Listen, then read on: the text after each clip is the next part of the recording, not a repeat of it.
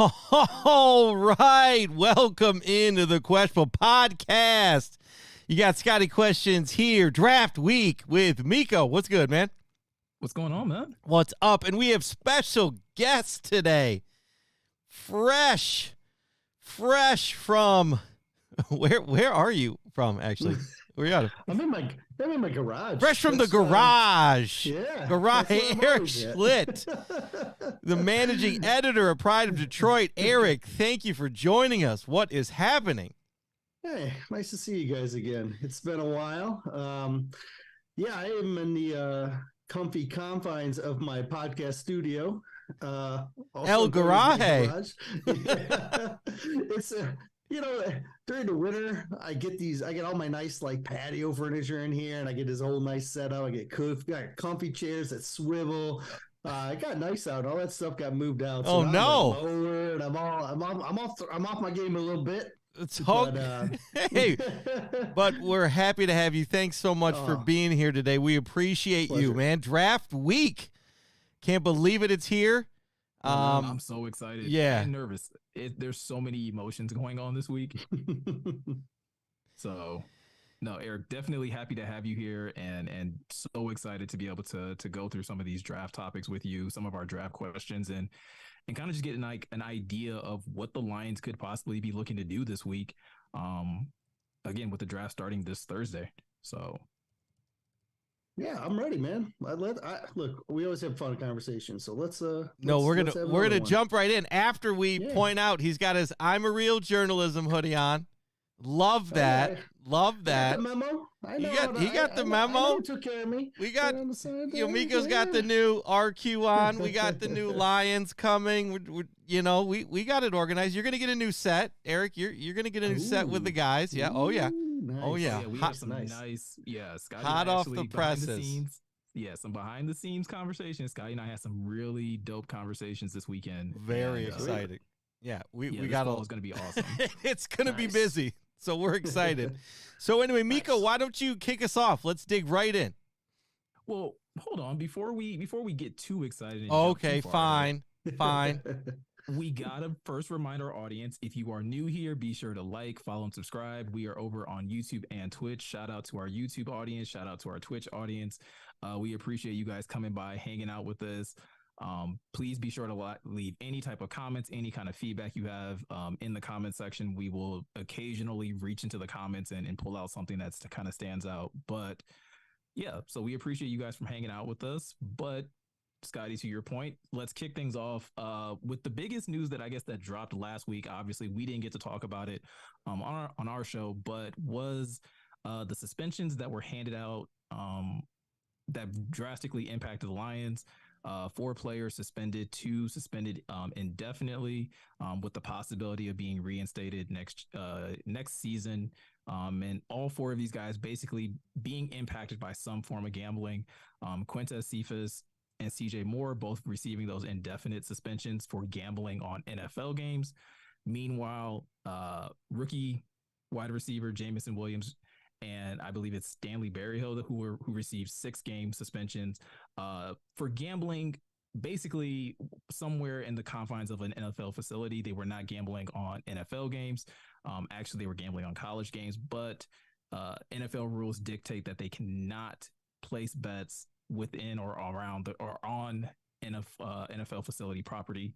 So that's kind of what they got dinged for. So Scotty, real quick, just because we didn't get to talk about it. How did this news kind of hit you, and how do you think it's overall going to impact the Lions draft this week? Oh man. I was shocked, but then not shocked in the same breath, right? Explain. How are you not shocked? Because this is like the most shocking thing I think I could have ever. It was shocking, and then I was like, oh. It hit me. I had flashbacks of it's just like, oh, everything was feeling so good. Everything was trending up. And then, oh my gosh, really? This had to happen? Why? We're just going so well, up and to the right. And it's just okay, a little bit of it. So yeah, I was like, but So does that make sense? It just had a little bit of no, it does. You know, because when you said not surprising, I was like, no, this was. Oh no, it just took me back. Like, of course we're gonna have a misstep. Now it's not the whole season. It could it could have been worse. It could have been better, but it is what it is, and we did okay without him. So last year, and so I really wanted to see him. Really wanted to see what he could do. But and Eric would love your opinion here. I immediately thought, I'm like, wow, they're gonna address wide receiver earlier, because as soon as we lose JMO now, or wide receiver depth isn't. There's not that much depth now, right? We're out a guy for 6 weeks. Something we need to really do. We address it? Are we going to be okay with it? Let's say, I mean, I don't. Hopefully, it doesn't happen. But let's say, one of the other wide receivers gets hurt, right? Like everybody's getting banged up. It's 6 weeks. It's not like 3. So, to me, yeah, I think wide receiver now becomes a little bit of something they need to talk about, address, if they're not going to do anything, with any free agents, which I don't think they will, but I don't know. But that's where I kind of win, is like, okay, that's a flag now. Maybe if that was something we were going to take later, that might change it a little bit. But that's where I went there immediately. I think that's where I texted you guys. I'm like, oh man, that just went up the board. No, your immediate reaction in our text group was like, well, they have to draft wide receiver early now, and I was like, earlier, yeah. Eric, I want to get your feedback. I know that you guys over at Pride Detroit kind of did an emergency podcast the minute this news dropped. But just again, if there's any new feelings that you have about it now that you've had time to process it, or just again overall, like, do you think it will impact the Lions come draft night? Well, I actually don't think it will impact them that much at all. A couple of things that kind of stand out to me. One of them is that the Lions were made aware that there was an investigation, and we don't know if they know names, but we know that they were informed that there was an investigation going on. And so that was about 3 weeks ago. And if you recall, about 3 weeks ago in free agency, the Lions signed Marvin Jones. And I think that that's a direct result of they thought something was going to happen. And so I actually think Marvin Jones is the strategical move to compensate for Jameson being absent.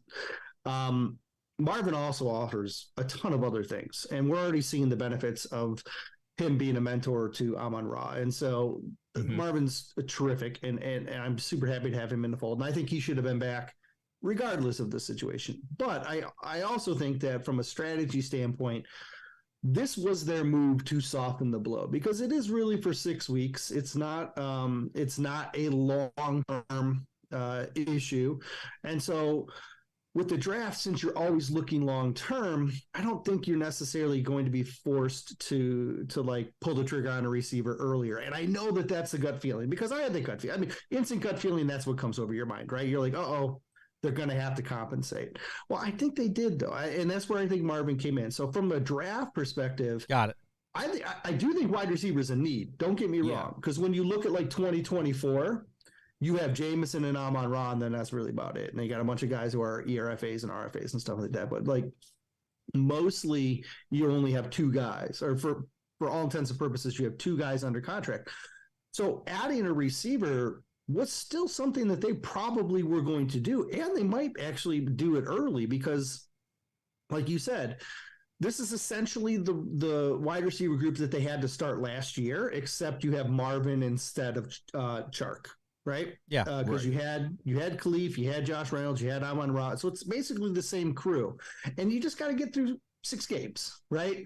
6. Jameson's going to get a chance to train with them. He's going to get a chance to build chemistry and camaraderie. He's got his suspension. It kicks in the day after cutdowns. Okay. So they go through training camp. When they do the roster cutdowns, the next day, if you're still on the roster, then your suspension starts and you're not allowed to interact and stuff. So a guy like Stanley Berryhill, who's on the bubble, that may be the end of him. Right. Yeah. Sure. And then he can start practicing with a team after week 3 or 4.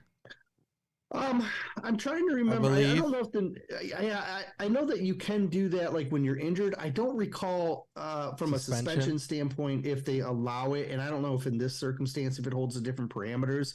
Sure. I'm not 100% on that, Sure. so I can't say. I know that like typically there's like they're allowed a ramp up period. I just don't know if there's a stricter penalty here. 3 weeks. Couldn't practice, but yeah. So Dan Pass saying 3 weeks, and what just happened? We did get a raiding party from Pride of Detroit. Shout out to POD. They're all here. There a lot of are asking for a wave from Eric. So there you go. Oh, hello guys. So yeah, we got 85 up in here. So thanks at Pride of Detroit for coming over. Appreciate you guys. We were listening to you earlier. I think Meko and I both were commenting earlier on your pod. So good pod, guys. So I do think receiver can be, it's going to be in the conversation, and you might even see a receiver on day 2. I don't know if they fall in love with the guy on day 1. I don't know if the value's there, but day 2, you could see it, and a lot of people are going to say, well, they had to make the move because of JMO, and I don't think that's a reality. I think the fact that they only have 2 guys signed in 2024, that's why they may make a move. And in my opinion, everything's on the table. They could go a lot of different ways with the type of receiver that they're looking at. And, I don't think it's going to I don't think it's going to impact it overly too much. Like, look, you have a starter who's suspended. You lost probably the guy who was, in line to be wide receiver 6, because with Cephas being released, but, yeah, I mean, it's still not going to impact them overly too much, that big. Okay. Well, that makes me feel better. I know you've said it, but I mean, okay. And again, we did okay without him last year, right? I mean, we did okay. The crew. Yeah. I mean, we could use him. We want to stretch the field, but certainly it's just not his time yet. I guess the universe is like, no, not yet. They're also potentially going to add a tight end, and so there's going to be plenty of options that they're going to be able to go to. And again, they found a way to use multiple tight ends when they were down lower in the receiver department. Their backs are good pass catchers. There's ways to make it work. As long as you have a creative offensive coordinator, then you're in good shape. I think we got and that. The Lions have one of the better offensive coordinators in the league right now. I mean, again, being able to retain Ben Johnson as OC. But I mean, Eric, I'm kind of right there with you, lock and step. I mean, when this news came out about Jameson and these other guys, I believe like my exact tweet to you was like, I'm at a loss of words. Like I was literally stuck for like a good 20 minutes just trying to process like how this could have possibly happened. Specifically to Jameson, and just trying to understand the confines of like, what is this? What kind of rule is this? How many people actually knew about this rule? Like, this doesn't sound like something that well, it's something that we've never heard anybody get suspended for. So it was kind of hard for me to like put the pieces together that like, this is common knowledge, or maybe it is, and just a lot of players don't gamble. I just have a hard time believing that a lot of players aren't gambling in the league, in today's NFL. Also, I want to add on to that real quick. It felt like we're being made an example of, and I hate it. Okay. Well, so a couple of things, and I'll try and maybe this will help explain it a little bit more. There is a rookie symposium where players get introduced to all the new rules, and at that rookie symposium, they are told they have the gambling conversation. They say this is where you can do it. You absolutely cannot do it on NFL games. You can't do it on any company property. Sure. And then when they go into the season, the team then has the same meeting with them and says, these are the rules, these are the parameters. This is where you're allowed to do it. And the tricky part is that the team, the facilities means a variety. It means more than just like the physical location of Allen Park and the physical location of Ford Field. It means if you're traveling for a road game, the hotel is considered a company facility. The bus ride is considered a company facility because you are on the clock as an NFL employee during that time. And so it may seem, it's very possible that like this is a simple lapse in judgment, but they're told multiple times where and when they can gamble. There are signs in the facility that tell you where and when that what you can and can't do in multiple spots. And so the message is there. So for a guy like CJ Moore and Quintez Cephas, there's not really an excuse. Like they've been in the league multiple years and they bet on NFL games. No. Those are both inexcusable errors in judgment. Yeah. You can understand it a little bit more for JMO because either the message wasn't delivered to him properly, or he didn't understand the message, or he didn't understand the expanse of where it applied to. It's an unknown, really, at this point. We don't know that information of where it occurred, or how it occurred, or how many times. We've a little bit of information has come out, but so you can understand it a little bit more for Jameson, but at the same time. And you can argue the rule's dumb, which I would totally understand as well. But at the same time, they agreed to it. If you are an employee, you have to understand the rules of your company, of the company you work for. And so he made a judgment call, and it ended up being a mistake, and he's going to have to pay the consequences for that. And it's very unfortunate. It's going to cost him, he loses a lot of money in incentives. He's going to lose almost $400,000 in game checks, which is, may not seem like a lot of money for a player. What are you? Yeah, that's so. That's a ton of money. It's half a mil. Like, no. That's a Come ton on. Of money. It's a couple more of those giant chains. I mean, he likes his jewelry. It's I saw him live after that fight. I mean, he had a giant chain on. So he's. Go ahead. Well, I was gonna say, you're probably gonna get to this, which is going to be my next question anyway. But because I don't want us to spend any more time on this, because I do want us to get to like the draft talk. Right. But I'm gonna basically compile. It's a 3-part question, so feel free to answer these in any order that you so choose. But shout out first of all to our good buddy Gian Hendricks, John Trebecki out in our YouTube chat right now. So shout out to John for being able to just hold it down. But he basically put in all caps, how did they find out? How did the NFL find out that this was actually happening? And then I guess in lieu of that, because we know that this wasn't just confined to the players, but it also impacted like the staff. Like, is there possibly is this a sign that there's some sort of organizational failure to communicate this message properly? And then thirdly, getting back to JMO, I mean, what does this say about him from a maturity standpoint? Does this give you any type of concerns about his career going forward? Or because again, the fan base has been pretty up in a pretty big uproar about this in regards to him specifically. Do you think that's maybe being a little overblown at this point in time?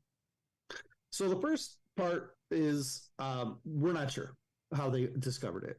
We don't know yet. I'm sure there's a lot of people asking questions to try and figure that out.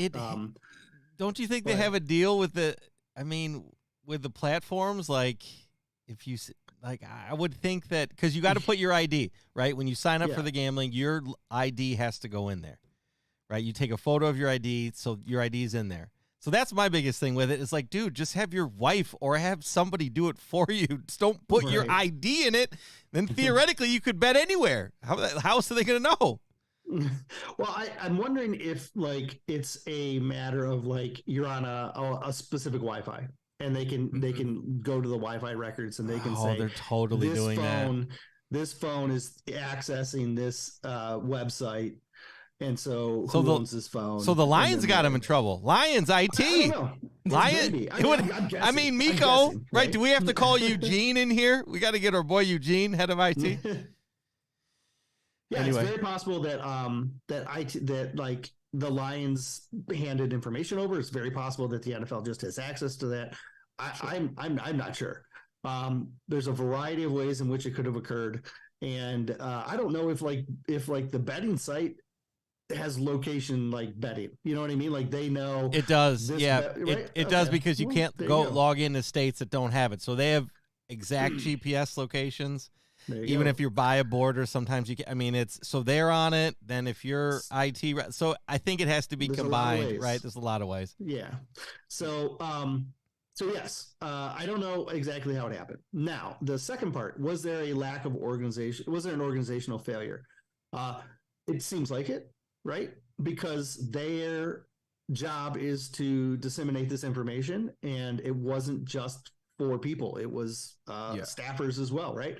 And so you have to think that it goes up the chain of responsibility because, and I don't know. I mean, there has to be some accountability that goes beyond the individuals. Now, the individuals need to be held accountable as well. Right. You know, they're suffering some consequences as a result of their actions. But at the same time, the Lions absolutely have to look at how they're distributing this information and find a better way to do it, because the message either wasn't being delivered properly, or it wasn't being delivered with the proper intensity to see. Now it will. Like, now they can just point to this and say, look, hey, you remember Johnny in marketing? Yeah. Well, don't be like Johnny. Here's right? Johnny. Yeah. So, and then the third part about JMO, I think JMO's just getting in his own way. Like, he's had extra time because of injury, and he's a young kid with a lot of disposable income and a lot of downtime, and and some more, and he's making decisions that a lot of 22-year-olds would make. Now, as an NFL player, you have to be able to elevate yourself to your job. And especially a player that is as high profile as he is very much under the microscope. Sure. But at the same time, as Scotty said right off the bat, so much has been going right for this team that Lions fans have this inherent need to find flaws, that they've also been nitpicking him to death, like just nitpick. Like, they were like, he wasn't at practice because I didn't see him in pictures, and then Brad Holmes is like, he was there. Calm down. Just, and like, they're looking for stuff on him, and maybe that's because he's made mistakes, and now they're waiting for the next shoe to drop, and maybe he's kind of put himself in the situation, or maybe fans are just, they want more out of him and they haven't seen it yet. And so the expectations are so high, and he's only done so much that fans are waiting for him to reach his potential, and now that's going to be delayed, and so they're frustrated with that. And so there's just a lot of bad juju going on all around. But man, he's got to get out of his own way. He does have to make better choices, but at the same time, he's also being overly scrutinized. Yeah, and that's kind of where I fall. I fall in that same camp where I feel like, yes, you have to, there is a certain level of ownership to the decisions you made, right? And say what you want about the statement that his team made, that his management team made, it still rings true. Like, he still has to take that type of ownership, that you're like, you know what, I made a mistake. And I don't think it was a malicious mistake. I think in the response that, people have or have had in regards to his actions, I do feel like on a scale of things that he could have possibly done wrong in the NFL, this is very low on the totem pole. Now, and that's kind of where like a lot of my like frustration comes with the punishment. It's like 6 games for making a bet at the wrong place versus like, again, how we've, and I don't want to like go down this rabbit hole necessarily, but just how we've seen the NFL handle domestic violence, or how the NFL has handled, Deshaun Watson's situation, or things of that nature. It's just like, these two things do not add up. But at the same time, does Jameson need to make better choices? Yes. But do I think these are somehow like this telltale sign that he has maturity issues? I don't know if it's necessarily that, if it more so highlights how different he is character-wise from everybody else on this team. I think everyone else on this team kind of like fits a very similar mold. And Jameson's personality, how he kind of like carries himself, how he kind of like his demeanor and things of that is very different than, for example, Amon-Ra St. Brown. They are polar opposites personality wise. And I think it becomes a personal preference. People love like the way that Amon-Ra carries himself. They relate very much to that. And JMO has a personality that I don't think is everyone's cup of tea. But that doesn't mean that it's wrong. It's just he's from a different part of the country. He probably grew up differently, and he's going to carry himself differently.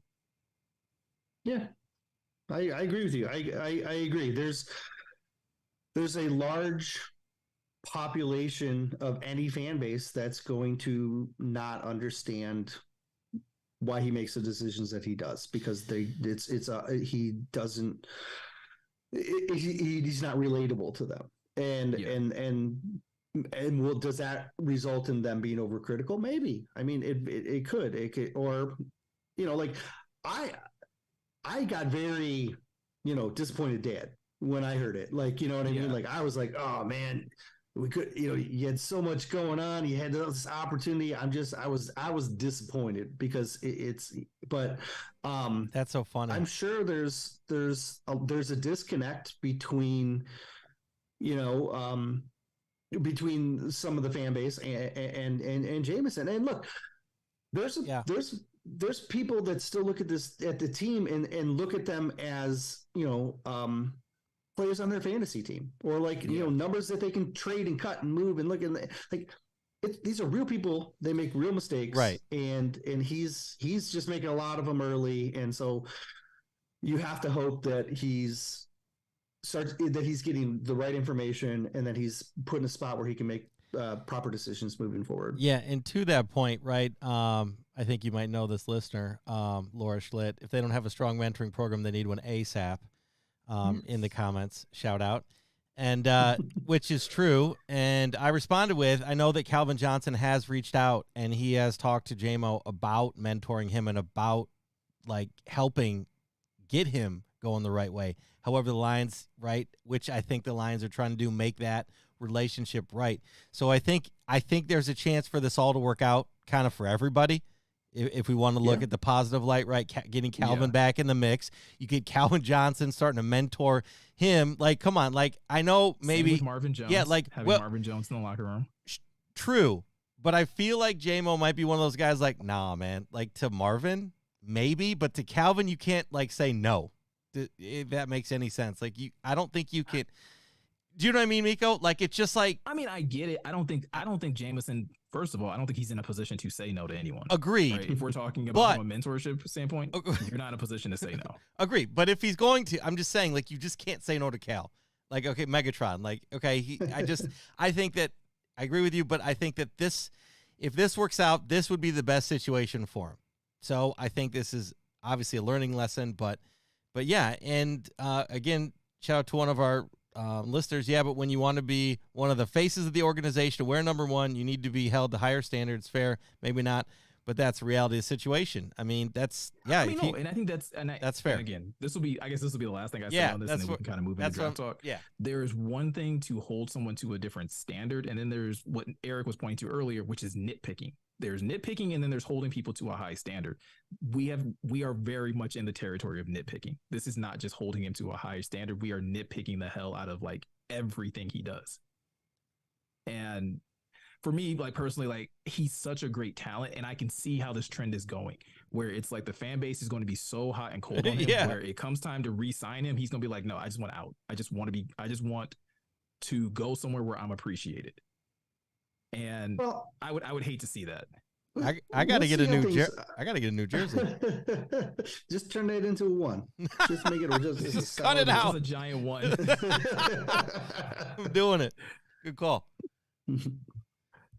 Go ahead, Eric. So, I mean, again, the one thing that we really did want to talk about now that we've kind of exhausted the Jameson Williams conversation is the draft. So let's start near the top, at the top of the draft, where the Lions have the 6th overall pick.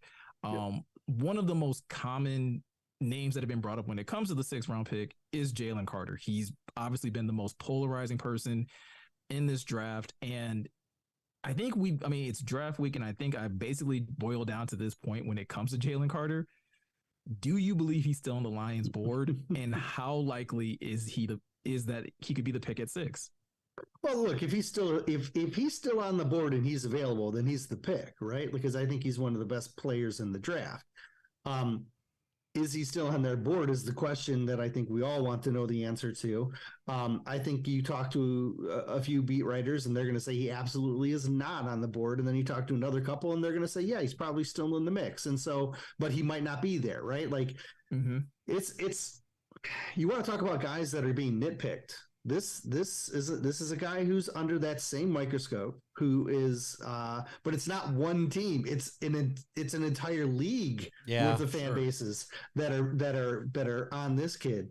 And so we don't know like most of these stories, we know what's been delivered to us in the media, via the media, and initially there was some false information that people believed as fact, and then it came out that maybe it wasn't as harsh as originally reported, and then like maybe there were some other factors at play, and then then he has his workout, but then you also have to kind of like understand that his workout was right at the same time that his legal decisions were coming to a close. Maybe he wasn't mentally in the right area, and so there's all these things that are being nitpicked, and like with Jameson, it's a cumulative effect where it's just it's all adding together. And so what you're seeing is a lot of negativity, and coupled with that is a lot of negative reports continuing to come out about him in the media as well. The problem with those is that it's lying season. There's like some teams, some scouts are offering media correct information, and some scouts are being like, I'm going to throw all the dirt I know about this guy to you, right, in hopes that he falls to me, right? Because that's a common practice in the NFL. And so you're getting these collective bashing sessions, articles and reports on this kid, because that's the popular thing to do right now. And it's all negative. It's all negative. I mean, that's a really good point, like putting it that way, because it's so easy to find. It's kind of find digital dirt on people, like anything. It's everywhere. You get any PIs involved, right? Like, there you go. Well, and that's what I was gonna say. Like at this point with Jalen Carter, like we've gotten to the point, and I think it's been this way for a while. We're not even talking about football anymore. Like we're not talking about what he does well on the field and what he doesn't do well on the field. Like it's just legal issues, and it's like they'll throw in the caveat, like you kind of said, like, but he's one of the best talents in the draft if you can get past the legal issues. Well, then let's talk about the talent for at least a little bit. Like let's actually like dive into that aspect of him as an NFL player. I think what's unique about him from a talent perspective is that there's not a ton of questions about his talent. Every time that someone wants to criticize his talent, they go back to the fact of they try to make it a character thing. They say he doesn't have the work ethic because, look, he only played 60% of the snaps. Well, guess what? All Georgia defenders play 60% of the snaps because Georgia rolls 5 stars through that.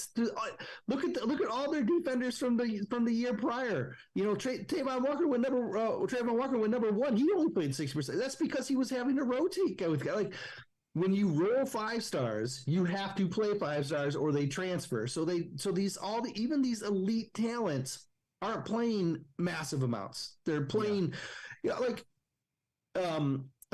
oh gosh, the Philly, the guy who went to Philly, the nose tackle, Jordan Davis. Davis, thank you.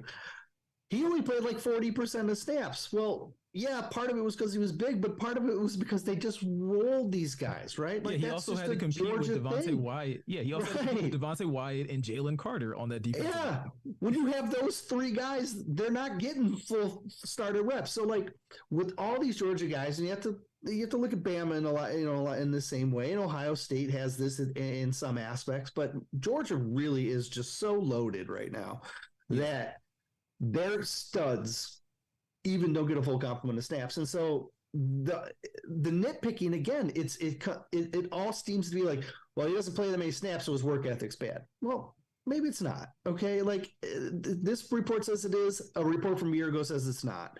And so all the information that we're going to get on Carter is going to be information that comes from the team who drafted him, because all the information that is important is the information that is between him and the GM, right? And those two communications are really what matters. And if Brad Holmes is comfortable with what Jalen Carter is saying, then Carter is going to be on their board. I don't think it's going to be one of these. He's on the board with a little asterisk, and maybe he's either on or he's not. Yeah, I'm right with you. Yeah, I'm right with you. So if he's on, the talent is he's a top 2 player, right? The talent on the field says he's that. And so if he's on the board and he passes the character test, then and if he's there at 6, then they take him. And if he doesn't pass the character test, they won't gamble on talent if the character isn't there. And so then you could see him pass. I'm as in the dark on this as I think everybody, and I think that's exactly what Brad Holmes wants. He wants everybody to be in the dark on this. But he's such a unique player and prospect that we'll find out. But we'll find out after it's all over. Right. And I'm in full agreement with you where you say, like, again, he's either on their board or he's not. And there were people earlier in the process. I don't think we've seen as much of this where it was like, oh no, don't take him at 6, but absolutely take him at 18. Like, it's either 6 or nothing. Yeah, 100%. I'm with you. You're either on or off with this regime. Yeah, absolutely. With that said, we've seen this regime be pretty aggressive in drafts. Brad Holmes has not been afraid to go up and get guys, even if it's a little questionable, no pun intended, at times with, looking back at his first draft as far as trading up for Derek Barnes and, getting back-to-back picks or things of that nature. But we've seen him be aggressive. Again, a la Jamison Williams last year, going from 32 all the way up to 12 to get the player he wants. Currently, the Lions sit at 6. And, Jeremy said something early on their podcast about, or I think it was either Jeremy or Ryan kind of pointed out that he believes that there's like a divide. Like, once you get past pick 5, it feels like there's a clear separation in talent from who's available at 5 and probably who's available at 6. Granted that like someone like Will Anderson doesn't make it that far. Yeah. Could you see Brad Holmes become very aggressive in this year's draft and try to get into that top 5, whether it's trading up to 3, trading up to 4, and trying to get a guy that he's like, hey, this is can't miss talent. I'm not going to try and wait to see if someone falls. I'm just going to go up here and get the guy that I want. Yeah, I'm never going to rule out an aggressive move from Brad Holmes. You pointed out he's made aggressive moves in the past, and he's even teased wanting to make other aggressive moves that, the staff had to hold him back from doing, right? Like, whoa, slow down. And he's smart enough to listen to his staff too, which is really, I think, what makes Brad unique. But yeah, I'm never going to rule anything out. I trade up for 3 if he thinks that guy is a blue chip, can't miss guy. I could see him do it. Right? It doesn't matter. The 2 blue chip defenders, though, one of them in Will Anderson. You're probably gonna have to change your scheme, but who cares? Sure. They adapt the scheme all the time, right? So he's not totally clean where he just walks in. You're gonna have to adjust a lot of stuff, but it's fine. Like he's that kind of talent that's worth it. And then the other one's Carter, and then for me, then there's the gap, right? It's those 2 guys and then the gap. Now I know people are in love with Tyree Wilson. He's not in their tier for me. He's not in the Carter Anderson tier. He's in the next tier. And I actually would put both cornerbacks ahead of Wilson on my board. Interesting. And I did. That's counter. Yeah, that's counter to what I said last week. Last week I said the opposite. Now, Eric, I have a quick question. Yep. Of the 2, Carter and Anderson, which of those 2 fit your Lions breakdown of like the culture fit, right? The grit piece the best. Of those top 2, which one fits that piece better? For those that don't know, go read Jeremy's Eric's article. Yeah, sorry. Yeah, I have been a Devin Witherspoon stan for a few months now. Yes, we know. It's almost like becoming obnoxious how much I like him, and I'm trying to actually tone down but he's everything that I think that they're that they want in a personality.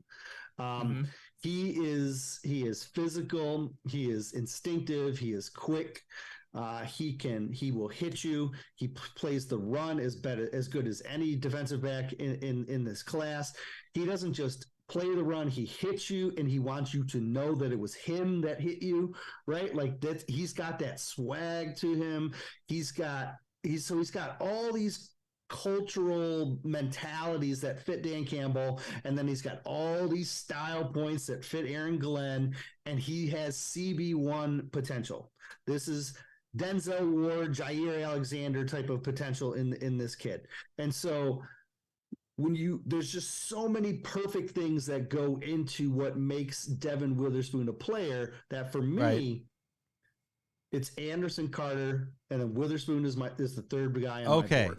So Anderson is the top then of the culture. So Anderson's the guy.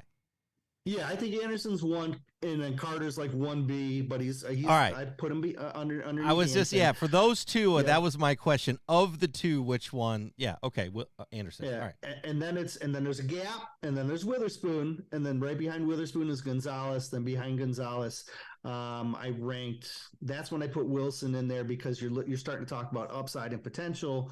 Sure. And then I shift a little bit. He gets a little wily there, which is cool. But I just wanted to, and I don't mean to distract us from what we're talking about, but I was curious about the Anderson Carter, between the two. Yeah. So I think Anderson is okay when you are projecting defensive ends.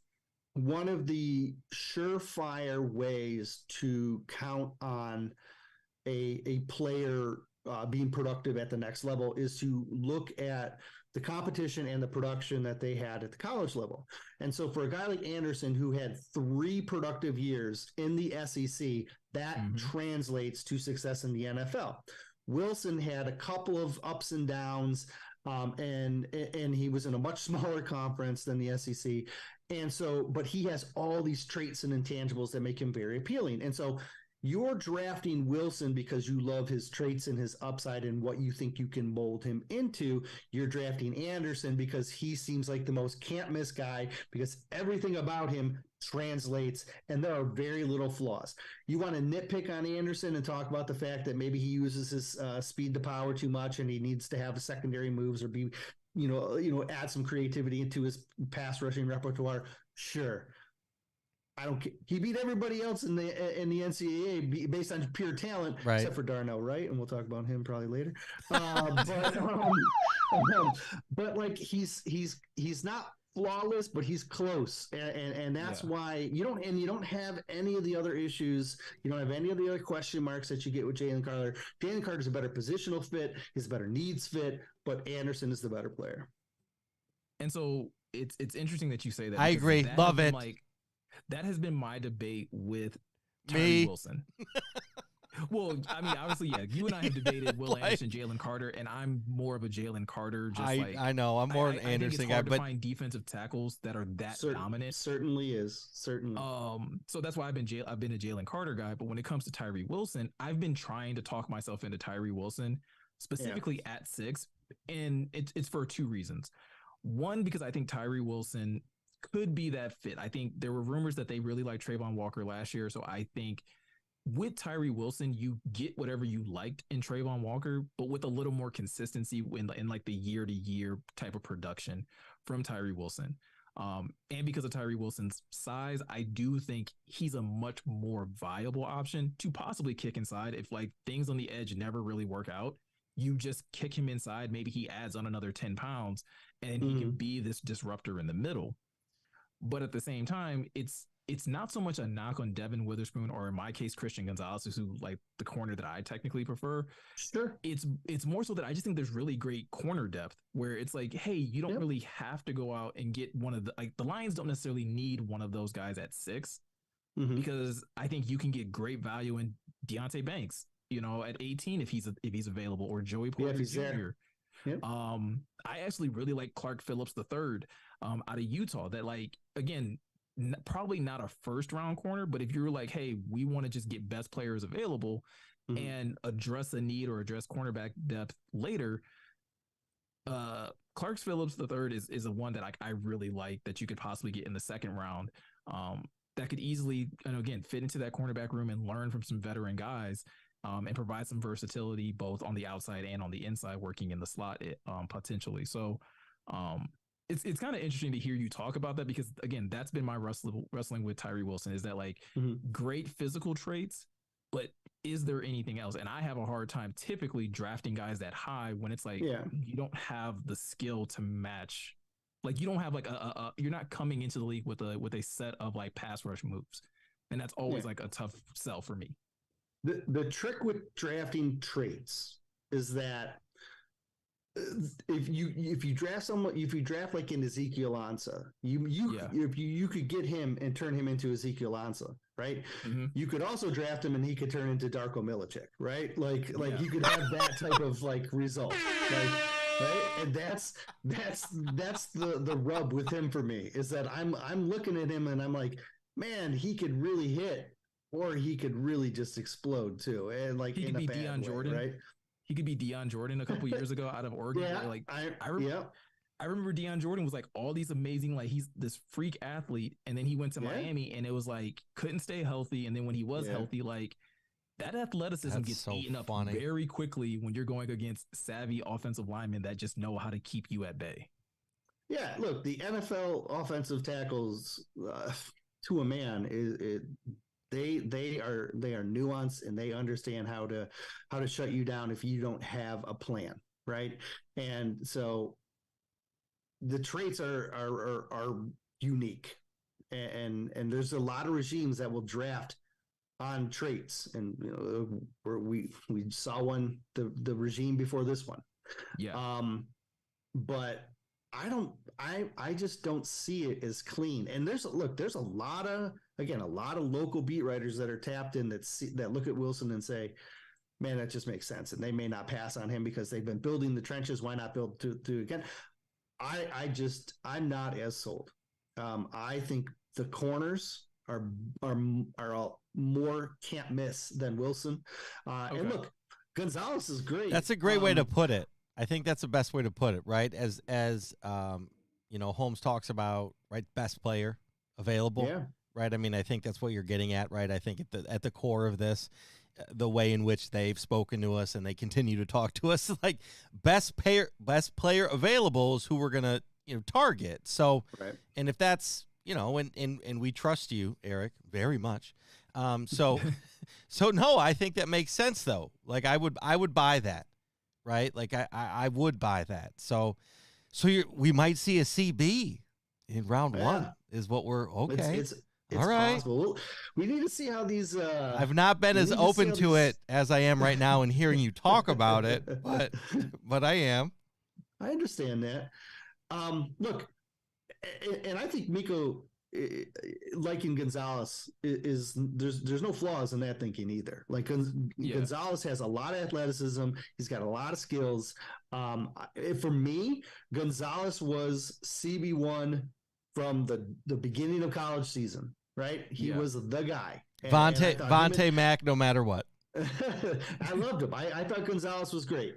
And then at the end of the season, I started like, all right, let me expand and watch some more tape. And then I was like, oh my gosh, Devin Witherspoon. That was it. That was it for me. I was like, he's just too much of a perfect fit. But I mean, I'm right there. I've never soured on Gonzalez, and I don't want anyone to think that like I knocked him, because I still think Gonzalez is a top 10 player.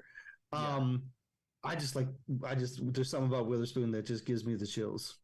So let me ask you this, because you did a great job explaining really just now the benefits of both Gonzalez and Witherspoon, and what makes them such logical picks at 10. When I look at Gonzalez, the thing that I kind of, I guess, give him a little bit of an edge over Devin Witherspoon, because like you, like I don't not like Devin Witherspoon. I just like Christian Gonzalez a little bit more. And it's the fact that he was able to put together like a very good college career at Colorado. And then he decided like, hey, I want to take a bump up and go to Oregon, and where there's going to be a bigger microscope on me to perform well, because Oregon's just a bigger brand. And that's always a gamble in college football. Like if you decide to make that kind of move, understand that like you have to perform at a very high level. And it's almost arguable that he played even better at Oregon than he did already at the 2 great years that he had at Colorado. Mm-hmm. And when I look at Devin Witherspoon, again, there's corner is easily probably, in my opinion, is the most difficult position to play in football. Like I just think it is. But when I look at Devin Witherspoon, I see that he had one really good year, like a great year. But I'm like, but where's the consistency, year after year after year? And I kind of wonder if could he be Sauce Gardner, where it's like, hey, this amazing year that like probably will rarely be rivaled by other corners? Or is this a Jeff Okudah situation where Jeff had a great year before he came out as well, and then it just never quite translated, mostly due to injury and poor coaching, in my opinion, looking at his rookie year. But is it more Jeff Okudah, or are you getting more Sauce Gardner when it comes to Devin Witherspoon? Do you have any type of like concern when it's like looking at their college careers and just like who was more consistent? No, I don't really have concerns over Witherspoon from a consistency standpoint, because even when Kirby was at Illinois, they had the number 1 pass defense in college football. Like it's Illinois. What has Illinois ever been number 1 at in college football? You know what I mean? Like, sure. And they had the number 1 pass defense, and that's because they had top 100 pick Kirby Walker. They have first rounder in Devin Witherspoon. They had top 100 pick probably in the other safety, Sydney. Quan Martin is probably going to be a top 100 pick or close to, right? Like they're loaded with guys, and so I still think Witherspoon was the champion of that unit. And I think he was that leader. And I think if you ask them, the coaches, you ask the players, they're almost to a man going to say Devin was the guy. And he was the one that kind of kept things going. And so when you look at a consistently high producing level defense and he's that leader, that elevates his stock for me. And then for me, the intangibles, I get wanting to have like a long, like a Will Anderson type of resume. Like that's awesome. Yeah. But you don't get that, and it's hard to get that in the college level, especially in the secondary, because it's so hard to evaluate. Because they're not on a screen half the time, right? Sure. Like if you're just watching the TV feed, right? And so these guys don't always get so unless you're like producing like turnovers and or tackles, you're not as easily recognized. It's one of the reasons why a guy like Deonte Banks maybe was flying under the radar, right? Yeah. But when you watch Banks and when you get the cut ups on him and you look, man, he's something. He's really good. He does not quite have the experience. I think his experience comes into question a little bit, which is why he's in that mix at 18. Whereas I don't have those concerns as much for Witherspoon, which is why he's much higher. But Banks is CB3. It goes Witherspoon, Gonzo, and then Banks is 3 for me, and I take Banks in the top 18, no problem. I think he's 12 on my list because like he is physical, he is aggressive, and he's fast, he's athletic. He again wants to hit you, and he can turn and run. And if you get Banks at 18, I'm a happy guy. I am a happy guy because he's a terrific corner as well. You're teeing up these transitions so well. Right. For me, yeah, no, it's perfect. Yeah, he read the notes. He read the notes, Meko. So yeah, no, he read it. Speaking of pick 18, I mean, we can talk about the potential of addressing Deonte Banks depending on what they do at 6. But again, it's not likely that they would double up on corner if they were to take a Devin Witherspoon or Christian Gonzalez at 6. But when I look at pick 18, doing mock drafts or just looking at other people's mock drafts, it kind of feels like 18 is a good place to start looking at offensive line value. For you, is that where like the sweet spot is for the Lions if they were looking to make a pick at 18 to probably look at that offensive line group?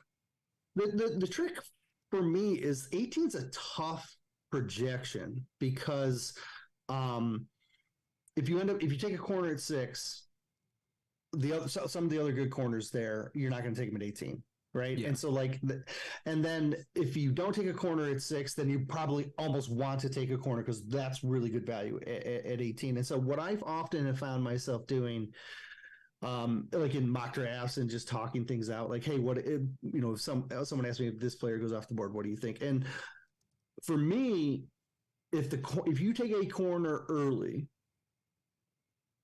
it's the only real consistency, like as far as value meeting, need meeting, that does seem to fall on the offensive line. Like there's really good players on the offensive line that could step in and just be dynamic long-term players. And so could you get a eventual starter on day 2 in any of those 3 picks on day 2? Yeah, probably, right? But the level of guy you could get at offensive line, considering that, like, I don't really like wide receiver at 18. I don't really like defensive tackle at 18. I don't really like safety at 18. Like, there's so many positions I don't like at 18 that I end up looking at guys that like corners and offensive linemen, like those, that I still find that there's really good value at that 18 spot. So, who knows if they stay there, right? They might move up, they might move back, but like if they're at 18, depending on what they do at 6, I think really kind of like will narrow down the type of player that they're looking for at 18. And I do think offensive lineman makes a lot of sense. Is there a favorite offensive lineman that you're looking at? You have your eyes on at 18? Yes. Okay. All right, Eric, spill it.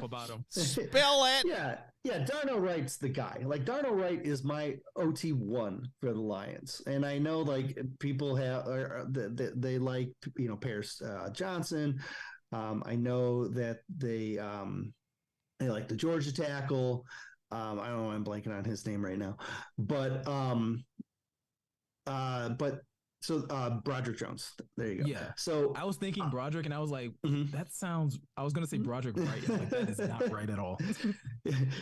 So like Darnell Wright is the guy that I like the most, and I think he's played right tackle. I think he has guard range. He's got underrated movement skills. He seems to be a really good fit with the kind of the gap power plus outside zone that they'll run a little bit, but they mostly run a lot of the gap power where they pull guys.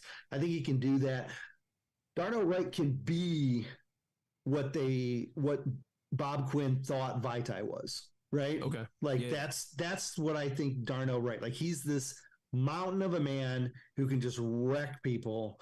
And he's got size. He's got a terrific base. He can anchor. He can move. He can hit. He plays through the whistle. He's like there's just a ton of things that I love about him.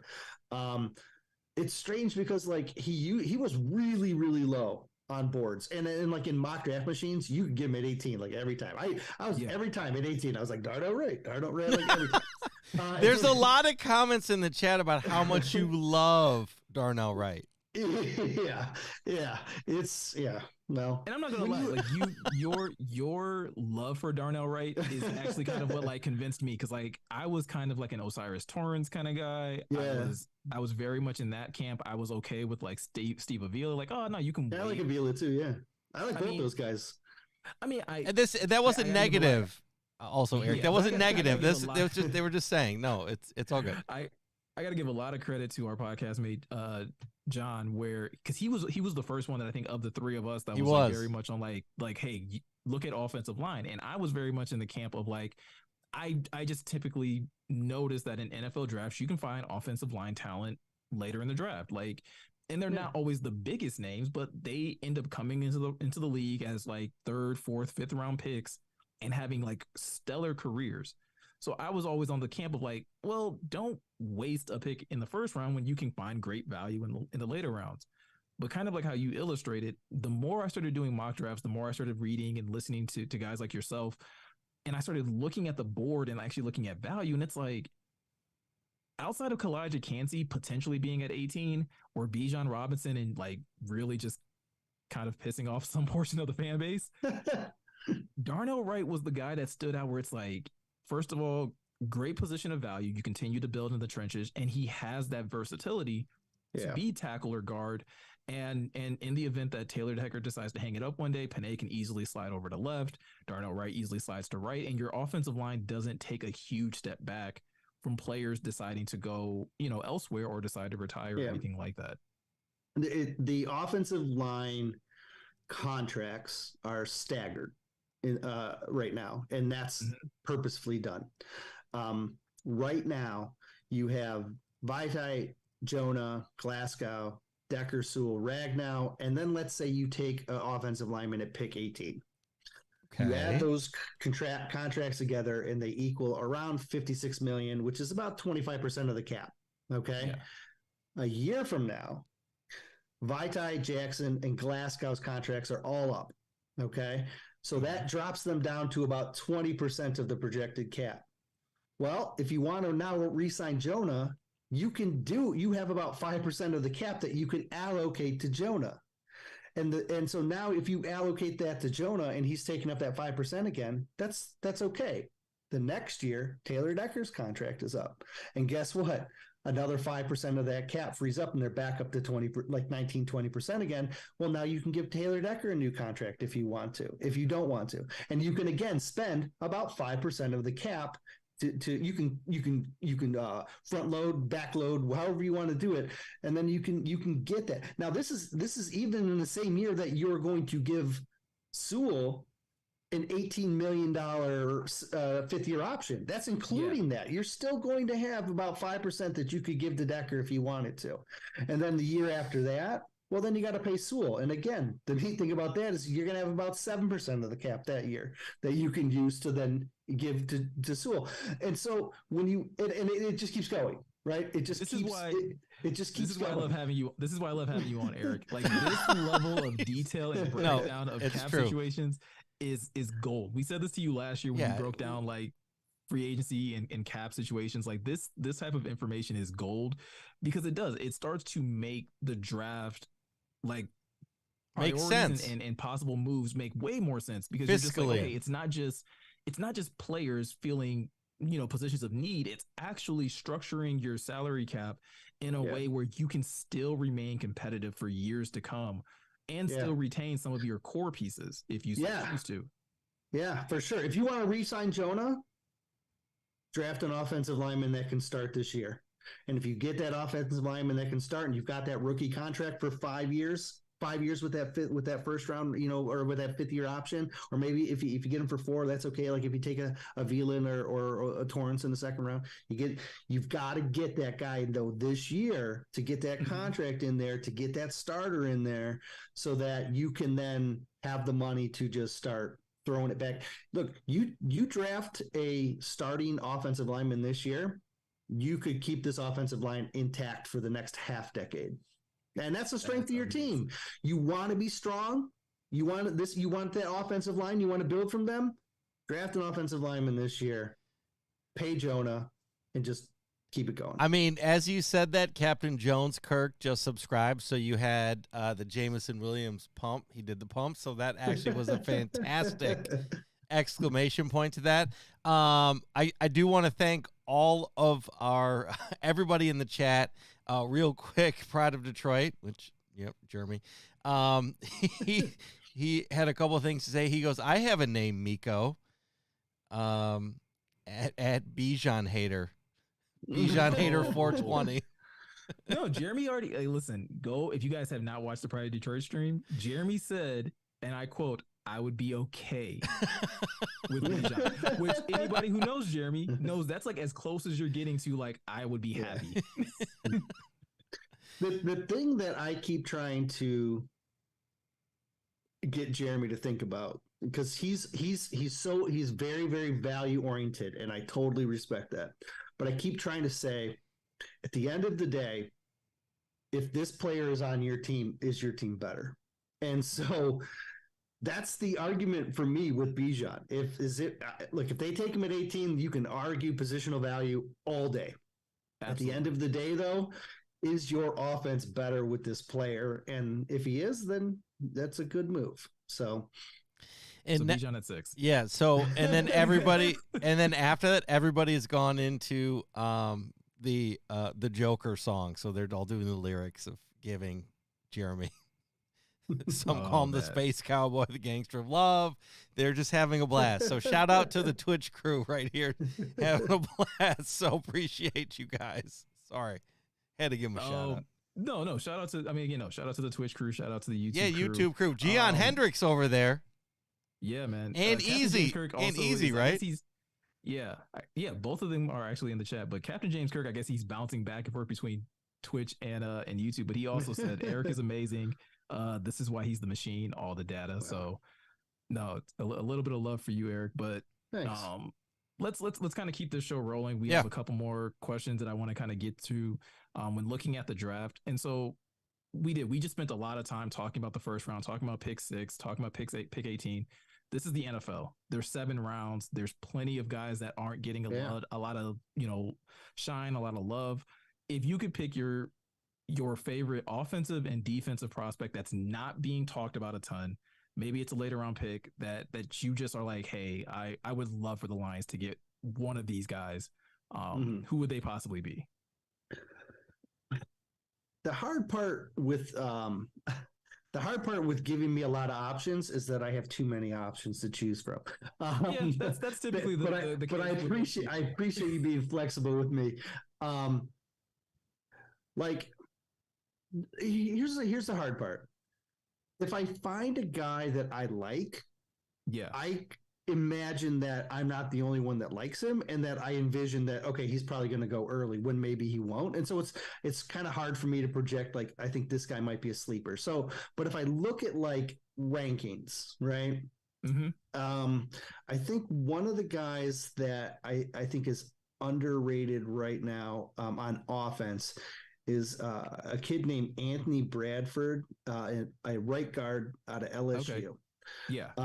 He's from Muskegon, which is a nice little bonus. But he's he's a guy who could, I would feel comfortable taking in the 3rd round. I think he's projected to go probably in the 4th, right? Okay. I'd say some have him in the 4th, some have him in the 5th. But he's a guy that I think he's underrated right now. He seems to be a guy I bring up. I think he's perfectly suited for their kind of gap power. He's a guy where if you don't end up going, Darnell Wright or Avila or Torrance, and this is a guy you could lean on later who has, I think long-term starting potential. On defense, I have a lot more. I have a lot more guys on defense that I absolutely love. My one of my favorites though. Of course you do. One of my favorites is Cam Jones though. Out of Indiana. He's a linebacker out of Indiana. 3-time captain, arguably the best run defending off the ball linebacker in this class. He is thoroughly underrated. I don't think anybody has a grade on him above like the 6th round. He is, I think, 6'1", like 226 or something like that. He's not that big, but he has a frame where he can add some weight. Sure. 3-time captain. He's a hit you and let you know he hit you type of guy. He can play on special teams. He's the type of guy where like he comes on and by his sophomore year in the NFL, he's now your special teams captain. Like he's that type of guy. Sure. I actually like his upside as a defender as well. He's got some nuances that need to be polished, but I think he could be like a Nick Bolton type of guy, type of linebacker in the NFL, undersized, but can play the mic. And I think he could eventually get to that point. But he's a guy a linebacker that I really like that is really low on a lot of people's boards. And then the other guy I'll throw, it's a guy I've brought up more recently is Daniel Scott out of safety out of Cal. Oh, I love him just because he has Scott in his name. He's my guy right there, 100%. Not a lot of Scotts out there, but they're all great that I know. He's in like the 4th, 5th, 6th round range. I think he could go much higher. I think he could go 3rd, 4th. He may, if he's there, but there's a good chance he could be there in the 5th.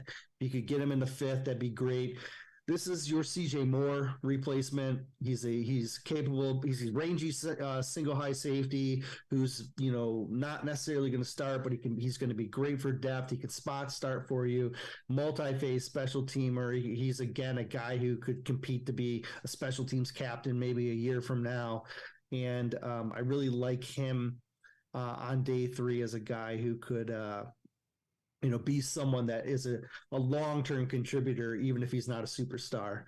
So those are a couple guys. I have more if we want to talk a little bit more later, but I was actually gonna ask you about a couple of mine and just kind of get your feedback on them. Okay. So yeah. We're getting to the deep cuts, everybody. Deep cuts. Yeah. So looking on the offensive side, we talked about wide receiver earlier, and I think this wide receiver class looks fairly deep. There's one guy that I'm a huge fan of that I think would be a great fit for this wide receiver group, and that's Jaden Reed, the wide receiver out of Michigan State. I'm with Meko on this. I mean, again, your thoughts on Jaden Reed and his game, and maybe how that could possibly be a good fit for the Lions if they decided to go that route. Instant wide receiver Z, field stretcher with speed potential. He's a guy you can use as a deep threat. Day one can be a challenge for punt return roles as well. If they end up not being able to retain Khalif Raymond, he's a guy who can step in on that. I think he has the range to do some kick returning too if you want. With development, Stephon Diggs ceiling, right? He's not there, but he has that type of ceiling to his game. I think he's a good downfield guy that can really cause problems for a team, for defenses. And when you add him onto a unit that, also has a lot of other speed and other elements, he's going to fit right in with that. And so, yeah, I like him. I think I like him a little bit better than kind of the consensus. You get him at 81. Awesome. Like I think most people are going to look and say the Lions need an X because they need that big X to play.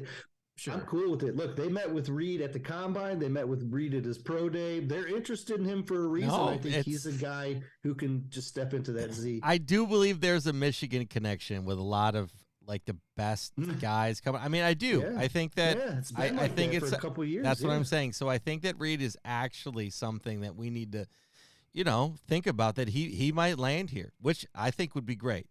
I do. Yeah. No, absolutely.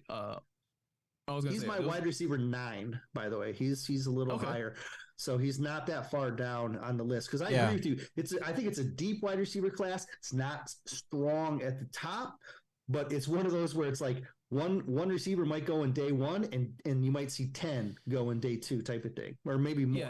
Well, because a lot of the receivers, like, they didn't have great quarterbacks. A lot of the teams were running in college, right? A lot of what I've been looking at, right? There's not a ton of tape because some of the teams weren't throwing. They didn't have a quarterback, right? Like, am I way off on that? I do think what we're seeing is the evolution of the college spread offense, and the type of receiver that they use, and now it's a limit. Like, there's not a lot of teams in college that go out and have like a natural X. They may have big, like for example, Tennessee. Tennessee has Cedric Tillman, who is 6'3.5", 213. He looks like a prototype X. But he didn't play the X that much at Tennessee. He played a lot of Z, but he should be able to play the X in the NFL. But like Tennessee's scheme was, they put him at the Z to try and get him open and get him in favorable matchups, and they did the same thing with Hyatt too. They put him in the slot when he's probably at the next level will be a Z instead of a slot guy. But Tennessee put him in the slot because they're trying to get these guys into advantageous situations so that their college team can be successful. Sure. And so what we're seeing is a ton of these like undersized guys and a ton of guys that are mostly field stretchers, because that's what colleges look for, right? They don't look for the Calvin Johnsons of the world and try and turn them into these like, prototype X's like that we've seen in the past. And so what we're getting is this influx of all these smaller, quicker and fast type receivers, and NFL teams are going to have to adjust to that, right? Like we may get to a point where we see like the Lions may go into next season and not have a pure X. And they just like they used Khalif Raymond at the X a couple years ago because that's what they had to do, right? And so it stings. If you look at like the nostrils. if you look at the Chiefs don't have an X. They use a bunch of just different a bunch of different type college receivers that are fast, and then they run them all over the place and they just make it work, right? Yeah, but the Chiefs have a magician at quarterback though, like that's which certainly helps, and that certainly helps. I'm sorry, and that allows them to do that. I get what you're saying, but no, yeah, I do. Yeah.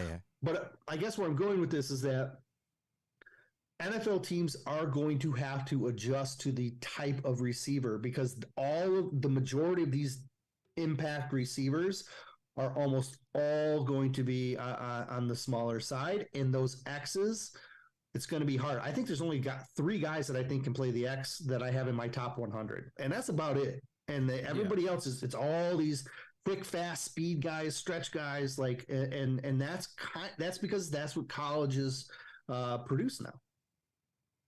I have one more offensive player for you, and then I'll give you my defensive player as well. Just so that we can have a smooth transition. Smooth transition over. Okay. Roshan Johnson, the running back out of Texas. We all talk about Bijan, but Roshan Johnson is someone that like I've kind of circled as like, hey, if the Lions don't want to take a running back early, if someone like Jahmyr Gibbs isn't their cup of tea or isn't available, or Zach Charbonnet is not someone that's their cup of tea, Roshan Johnson is someone that like I think is kind of started to creep up draft boards. He's getting a little bit of pub, but like could you kind of go into that a little bit, as well as on the defensive side, Yaya Diaby? Oh, all right. Yeah, Louisville. Yeah, the defensive end out of Louisville is someone else that I've seen, and he's kind of like in that later round aspect, but then like I've also seen people be like, hey, he could go in like the 3rd, and it's just like it's a huge swing. Yeah, we'll talk about both Louisville's edge rushers because I like both of them. I like Yaya and I like his partner. So with Johnson, with Roshan Johnson, Johnson is a unique prospect in that he was the more mature leader in that locker room, yet was the second fiddle in the offensive production because of Bijan, right? Okay. He was willing to, he is the type of guy who is willing to accept a smaller role in order to make the team better. The Dan Campbell guy. Right. Yeah. He definitely, he was on that grit index that I wrote. I know. Earlier, right. Yeah. But he still has a lot of skills that make him a legitimate rotation, like guy who can be part of a 1-2 back rotation in the NFL. He's more power based, I think. Mm-hmm. And so like, he's a little bit more redundant to what you have, at the running back position right now.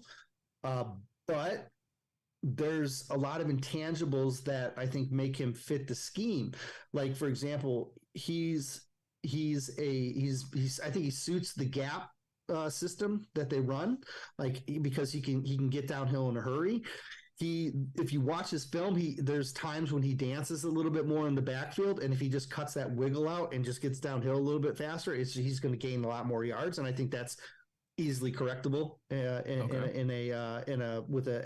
a running backs coach in the NFL. Just he can do a lot of other things like Jamal did, right? Like where he can be like this complement back to like to David, whether it's David Montgomery or if Swift has a resurgence to his career or whatever, right? And but he's a nice complement back. I don't think he's ever going to be like the lead in that rotation, but he's definitely a capable enough player that he can be a contributor. He's also going to be a guy that gives you special teams, and he's going to be a positive influence in the locker room. And he's a guy that he falls behind the guys that I think are more balanced contributors that have the potential to be RB1, but of the guys that I think are like RB2, he's near the top of that list, if not at the top of the RB2 list. Okay. But let's talk about your Louisville guys. Unless you want to comment on Johnson, I don't want to. No. And I I think what you say about Johnson is exactly kind of what I've seen, or at least what I've read about, his play style is like, they don't have a Jamal Williams like, replacement. I know they're probably hoping that David Montgomery could be that, but I think David Montgomery is still, him and DeAndre Swift still have more similarities in their game than I think David Montgomery does to Jamal's game. I think they both have a little more wiggle. They're both a little more like, hey, if you can get them in the pass game and get them going that way, they become more dynamic.